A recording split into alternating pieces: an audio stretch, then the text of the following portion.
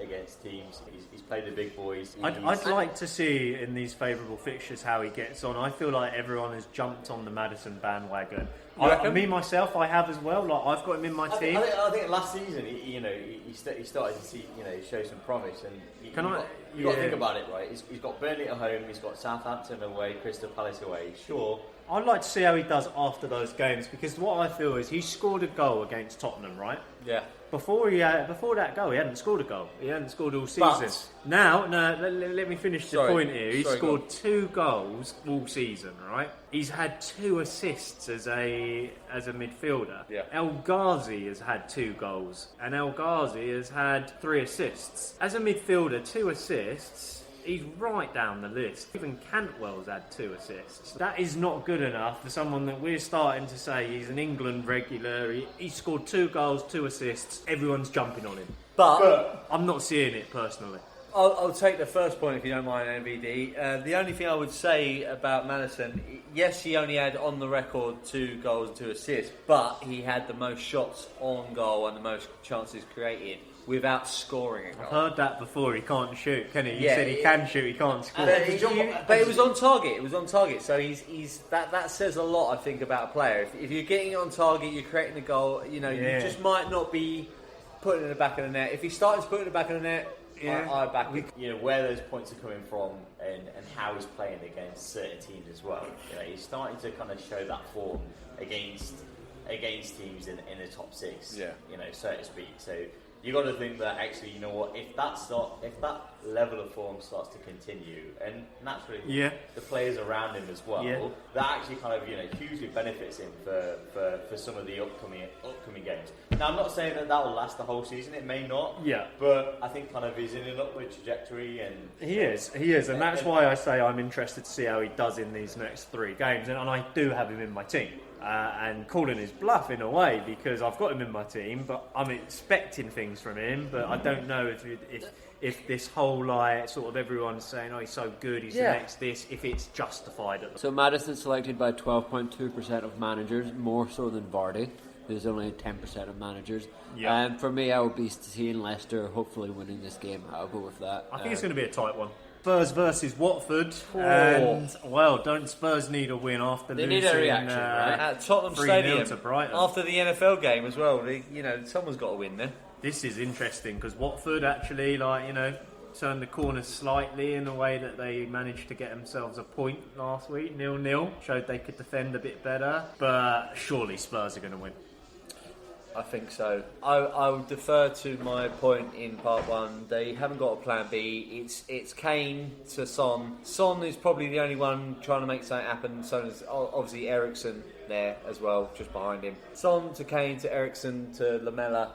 It's like this little tippy-tappy passing game, but they don't really know what to do with it. There's no plan B. There's no centre midfield dynamo who's leading them forward, who's pushing them forward. There's no at the back. There's no one really calling the shots. It's a shame that obviously Lloris is out and he's going to be out for a while. That was a horrific injury. But for this for this particular game though, mate, you've got to look at. You got Beavis Kane up there. He's going to be licking his lips. With his massive head, he's going to score with his massive head. From a corner or something like that. Son, pass me the ball, son. I do think that Beavis Kane's going to score a couple in against Watford. Merchandise coming too. I think Son's a good call, mate. You said Son, and he's 9.5. What's he? 9.7 million, something like that. Yeah. With De Bruyne, with De Bruyne, he was tatted for the last couple of game weeks though. But I think he's kind of flattered to deceive. Against Watford though, I think he's got a chance with Spurs at home. The thing is with Son, he's an is he that good? Offensive risk. Unless you've got De Bruyne to take out and you know he's not going to play the next game, it's an easy switch in for someone like Son. But if you haven't got that luxury, it's difficult. Let me pose a question here, and this might sound like a stupid question, but seriously, do you think put Son in a crap team? Do you think he's as good a player? Do you think he's the best player if you put him in a Watford team? What I'm saying is don't you think Son thrives upon playing around when Harry Kane's on form, Eriksen's on form to create those chances? If you put Son in a lesser team, would he stand out? I think he would massively stand out. You I'm ever watch not him saying at he's a South bad Korea player. in the I'm not saying he's a bad internationals? player. He's Tottenham's best player.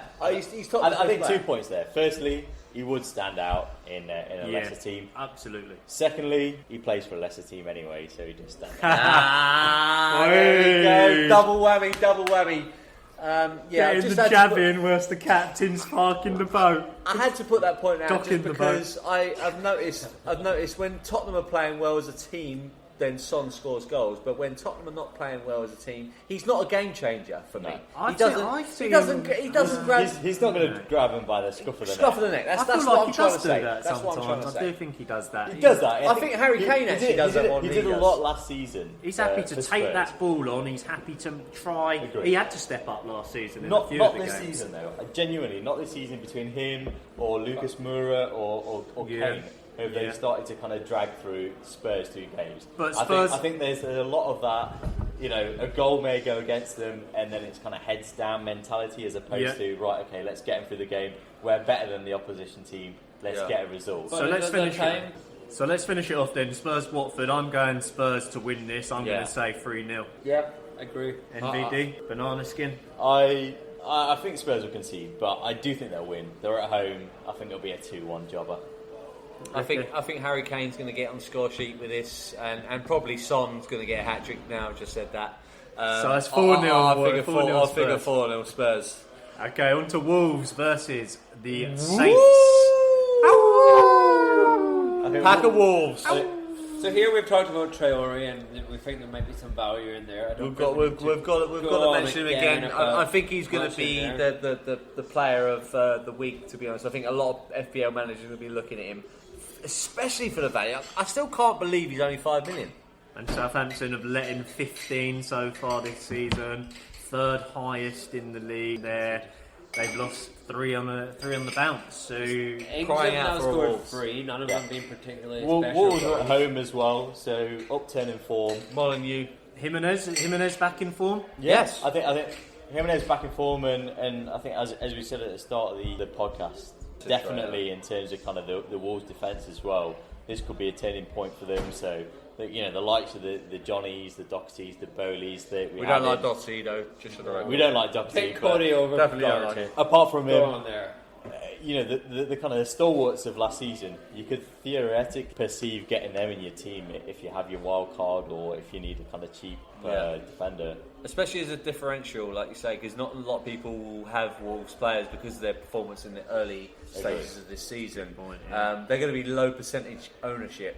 So you are going to get one over your FPL rivals if you get Wolves. Yeah, Jimenez, he's only in 8% of teams. That's surprising. Last year, I think he was 40% of teams. Yeah. And I mean, he's got 2 assists, 2 goals this season. I think he's a better shout for this game than Traore is, in all fairness. Yeah, agree. Fair play. Southampton have a couple of tough fixtures coming up after this game. They've got Leicester, albeit at home, and then they're away to Man City as well. So it's looking dire for Southampton. It is not looking good. But Danny Ings, Danny Wings, he's the other guy. Danny. 3 goals, 3 with 2 tap-ins, 1.7% of teams. That's all? Yes. It's low, man. Obviously, our listeners are not taking my advice. But no, I think it's like I think I will put him on my sub bench this week. To be honest, He's a diamond in the rough. He's got a chance. he's got a chance. If someone's going to score, it's likely to be him around the penalty box. But he really is just proving a penalty box striker. Which we also said Patricio as well is Patricio for Wolves. Yeah, we're saying he's the best goalkeeper in scoring. the game, so you don't really see him making a mistake in good form. So stay away from a lot of Southampton there. So we're seeing a Wolves win against Southampton. We're seeing Jimenez. 2-0 Wolves v Southampton for me. Okay, moving on then, guys. 2-0 Wolves, Southampton. Palace versus Manchester City. I'm going to go for the away team this time, Sean John McGinn family. I can't disagree with you there. They're going to want to bounce back after that last performance. Yeah. So anyone see Palace winning this game? Do we stick with De Bruyne or not? Like, if let's give you a situation on the Friday before this kickoff of match week 9, right? De Bruyne's 50-50. Do you stick with him if you've got him in your team? Or if you've already sold him out and he's 75%, do you switch him back in? Yeah. A couple of us around this table got in Mahrez because he was magnificent. Mahrez 2 to 3 weeks, standing absolutely solid performance. But do we bring De Bruyne back in, even if that costs us a little bit? You see, the tempting thing is when you've got rid of De Bruyne and you get Mahrez, you get a bit of money. So now I've got a bit of money sitting in the bank. Yeah. And the thing that's tempting me Buy is a Callum house. Wilson. Yeah. But then if I got Callum Wilson in, I'd have to get rid of Pookie, which I do want to get rid of. Yeah. But then all of a sudden, I don't have the money to get De Bruyne back in. It's like a again. domino effect, right? And De Bruyne is 75% chance of playing. To me, that says he's going to be back. Yeah. He, for the whole season, he is going to score you more points, in my opinion, than Callum Wilson. Yeah. And it's I think I've answered the question. I think for me, it's worth getting De Bruyne back. Yeah, and it's not only that. It's not even about kind of FPL points as well.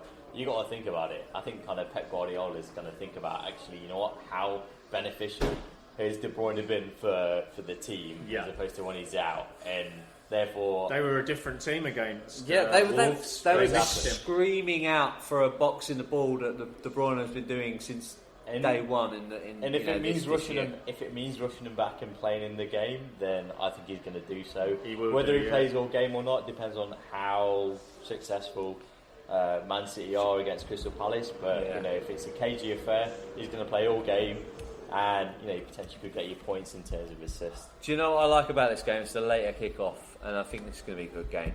Because we were talking about how Crystal Palace have been solid, and they proved that at the London Stadium, against West Ham. They were literally very hard to break down in that defence. They've got very hard-working midfielders, and they're kind of a bit of an underdog. They're sitting, I think they're in 4th or 5th at the moment, Crystal Palace, after that win against West Ham. And you know what? They're going to be fighting. They're 6th. And we don't write them off anymore, Crystal Palace, even though you're going by the size of the club. Against Man City, obviously everyone's going to be offering Man City to win, but it's going to be a good game. Man City have to win this, because if they lose or get a draw even, they are potentially out of the title race. Well, last season, that's true, and they ain't going to want that. And last season, Man City went to Palace, they beat them 3-1, Sterling got 2, 1 for Jesus. I do feel, you say Palace a good team, doing well. I actually think they don't score many. I also think their Premier League position flatters them slightly. I do really like Palace. Don't get me wrong there, but they're hitting above their weight at the moment. They're not that good. And the other thing with Palace is, last week, I know you got done by them 2-1. I watched the game, and like you say, you had a lot of chances, and if Haller hadn't have hit them all at the goalkeeper, you actually could have got 4 goals there. They did let 4 in against Tottenham. I think Man City going to come back, need a reaction from the last game. Palace, like you say, they kind of got a bit lucky. Their only shot on goal was actually the second goal they got. And one was a penalty, wasn't it? The other one was a penalty. So I think Man City are going to win 2-0. I think it'd be similar to last season's result. I think 3-1. I think that's a good result. Yeah, I think 3-1 is a good shout. A margin of 2. Either 3-1 or 4-0. I'm going. I do get excited. Man United, Liverpool. The big one. That's the one of the week. Oh my word! Alisson is back. I cannot wait till that Sunday. I want to skip. This is going to be the post. This is going to be the post stag do game. It will. Post We are Jimmy Ferguson's. So, listeners, Jimmy Ferguson is getting married November the 2nd. He's going to be officially. So we are going to get him absolutely lathered next Saturday. The week that we are resuming for Saturday the 9th. Game week 9 for Man United Liverpool at Old Trafford. Does it get any better than this? Jimmy Ferguson, let me go to you first. It never gets any better than this game. There's such a great atmosphere around this game. It's always one that you look for and you relish and you love playing it, because it means so much for Manchester United to beat Liverpool. It's always lovely when we beat them. I'm not looking forward to this season though. Could this be the chance for Ollie though? Could this be the chance for, or not? Sorry, let me take that back. Not Ollie, for the team to show up. I don't think so, mate. I said earlier, we're a struggling team, and we really are struggling. And this is a big task to beat Liverpool. I mean, the last few seasons they've definitely had it over us. You know, last season I remember Shaqiri scoring a couple of goals against us. Well, it was 0-0.